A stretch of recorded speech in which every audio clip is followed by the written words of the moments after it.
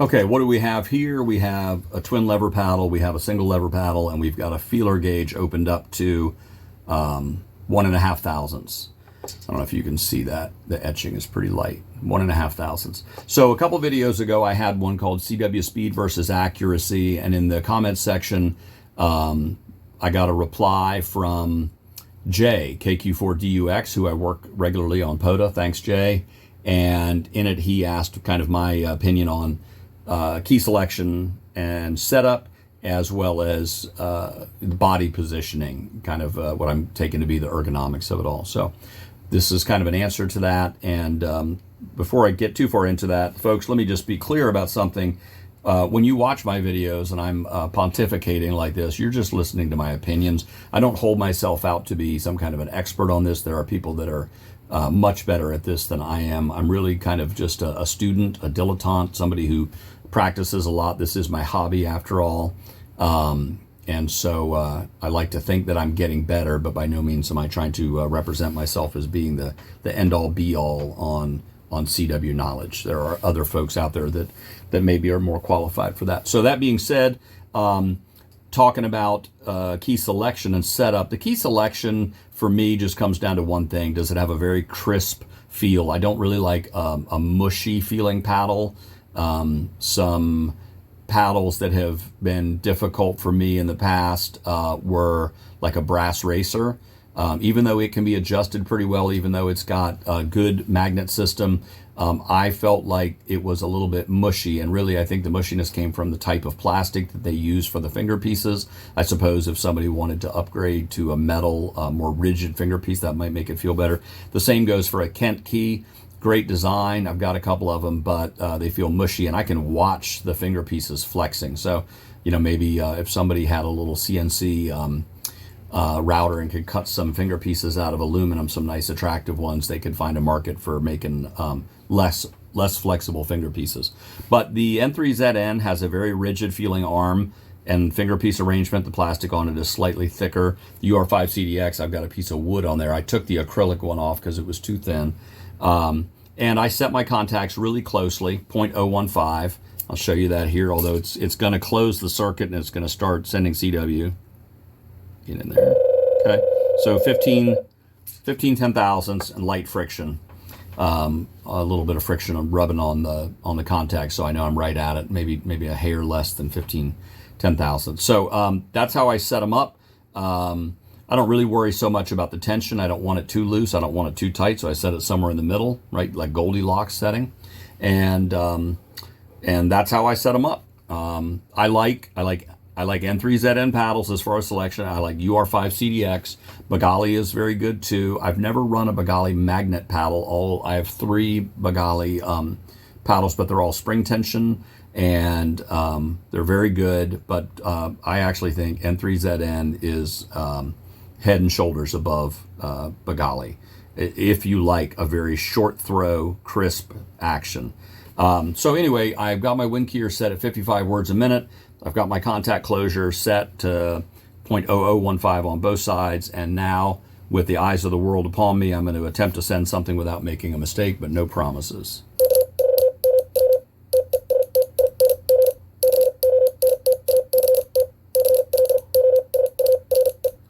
K4MW testing contact closure, but I stuck an extra dit in the 4. But it is 55 words a minute, so you're going to have to forgive me. That's a twin lever, and ultimately I think I really prefer a twin lever, but I do run a single lever a lot. I make a point of switching back and forth. I don't want to only be able to run one kind, so I make a point, you know, every day I rotate a different paddle so that I'm not just getting stuck on one style of paddle, one brand of paddle, whatever. So let me unplug this one and get it out of the way.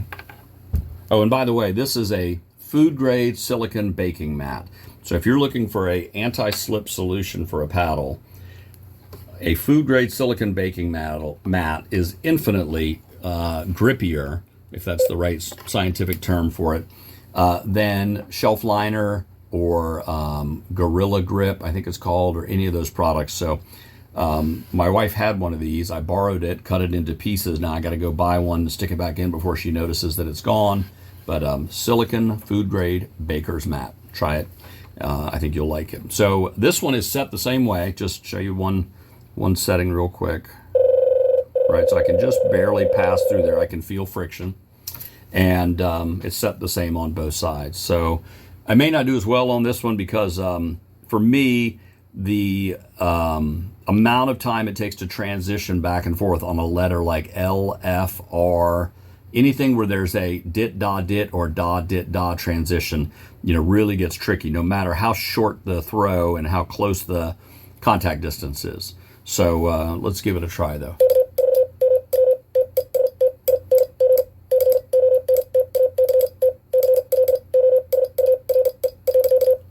Wow, I did better. I didn't make any mistakes on that. So that's 55 words a minute on both of them. That's how I set them up. Now, ergonomics, Jay, here's what I have two positions that I can send in reasonably well. One of them is with me facing the desk or the table and with the paddle directly in front of me, but the paddle parallel to the face of my body, to my face, my torso, all that kind of stuff. So I am sitting pulled up to this desk just like you would any desk. Pretty much I'm facing it straight on. So that's one position.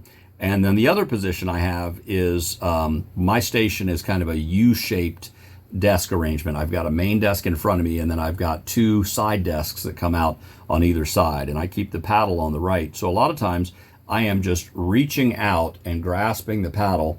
My the angle between my forearm and upper arm is if fully extended is 180 degrees. If it's a straight line between 2 points passing through a hinge point, a radius point in the middle. If that's 180 degrees, we'll now close one of the arms of that in up to about 45 degrees. So now you've got 135 degrees in between your upper arm and your forearm, and then I'm at that angle. But here's the important thing, is it's got to be a comfortable position. You have to start off in a comfortable position, or else you're going to end up in an uncomfortable position. So if you've ever done anything where you have to hold a position, the position of your body for a long time, you know how important it is that you start off comfortable to begin with. So you just got to find positions that are comfortable and natural for you. And so when I say natural, I mean it's got to be, if you just put your arm out and let it seek its natural position, that's the position you want to be in. Don't move your arm to the paddle, move the paddle to your arm, right? That's at least what works for me. And I'm not, any kind of like I'm just an average person, right? I'm not like some kind of special athlete or anything like that. I don't have any special ability or talent. I just put the paddle where it's comfortable, and I feel like I have the best luck sending for long periods of time like that. So anyway, Jay, KQ4DUX from K4MW. I hope that answers your questions. And thanks for watching. I appreciate your input. And I look forward to seeing you working more POTA stations soon. Thanks. Have a great day. So this is just a little extra at the end, because in the previous segment you couldn't see the wind keyer output, so you just had to take my word for it that it's 55 words a minute, and you had to take my word for it when I told you that I got it sent correctly or whatever. So here's just a little snippet of me sending that same text, and you can watch it as it decodes.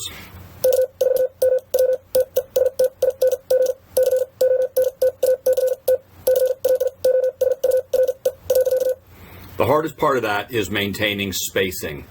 The spacing between letters can very easily become a space between words. So I did pretty good on that one, but I left too much time in between E and period. This is kind of a fool's errand anyway. Like nobody's sitting around with a stopwatch at 55 words a minute trying to time you and see if you get it right. But I figure take a job, big or small, do it right or don't do it at all. So I'm going to try to do it as well as I can. That doesn't mean that I do, but I should get like a gold star or something for effort, right?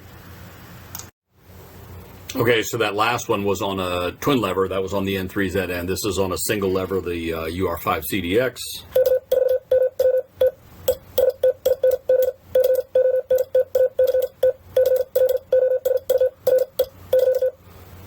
Not quite as good. Spacing issues. Tried to send a period at the end, turned it into a pound sign, or maybe that's just the error character. Anyway, 9 minutes later, or whatever this is, the too long didn't read for this is, if you're going to send fast, my opinion is paddle with a short throw, a close contact spacing, an ergonomic posture that allows you to be in a natural position, not a forced position. You've got to be comfortable when you begin, or you'll be uncomfortable when you finish. And that's about it. So just save yourself the agony. Fast forward to the end for my pearls of wisdom. Thanks for watching. Have a great day.